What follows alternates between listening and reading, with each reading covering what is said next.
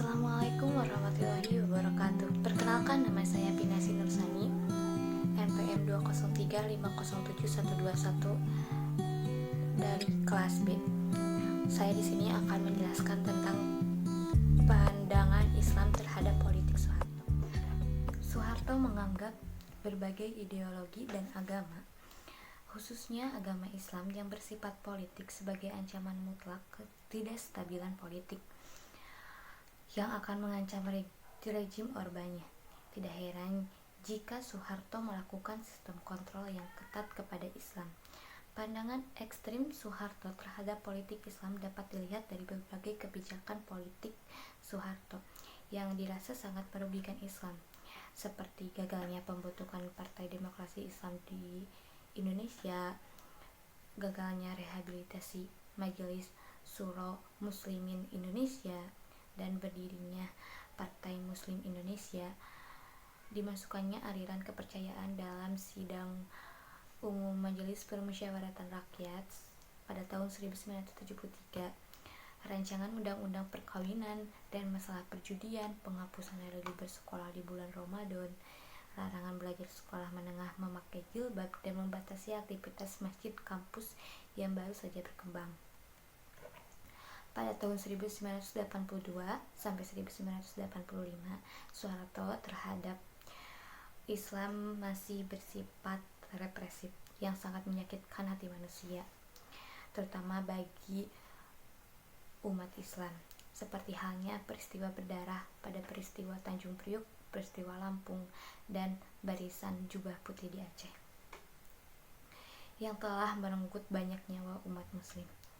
Titik awal perubahan sikap politik Soeharto dianggap akomodatif terhadap kepentingan Islam.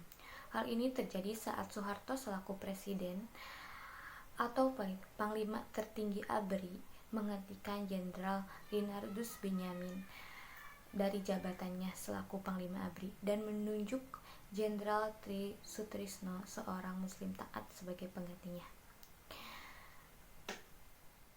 Setelah itu, kebijakan pemerintah umat Islam terlihat pada saat pemerintah mengajukan rancangan undang-undang Sistem Pendidikan Nasional tahun 1989.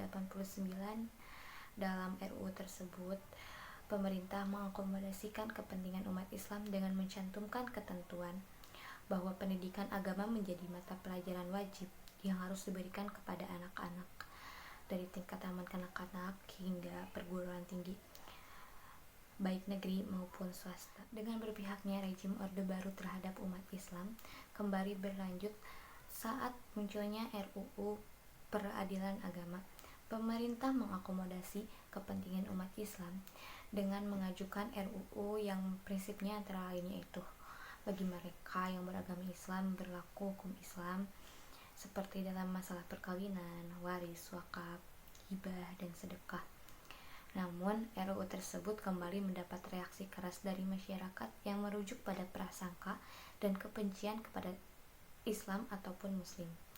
Mereka menolak RUU dengan menuduh bahwa ketentuan yang termuat di RUU tersebut adalah implementasi dari Piagam Jakarta yang sejak lama ingin dimasukkan umat Islam ke perundang-undangan negara.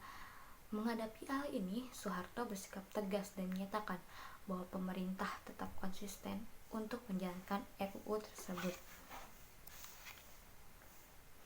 Para pihak rejim Orba terhadap kepentingan kaum muslimin tidak hanya tampak di undang-undang saja, tetapi berbagai hal dan kebijakan Soeharto tampak pula mendukung umat Islam.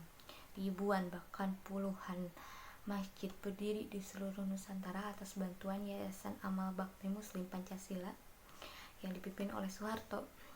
Ribuan dai pun dikirim ke pelosok-pelosok Nusantara dengan dana Presiden Cendekiawan.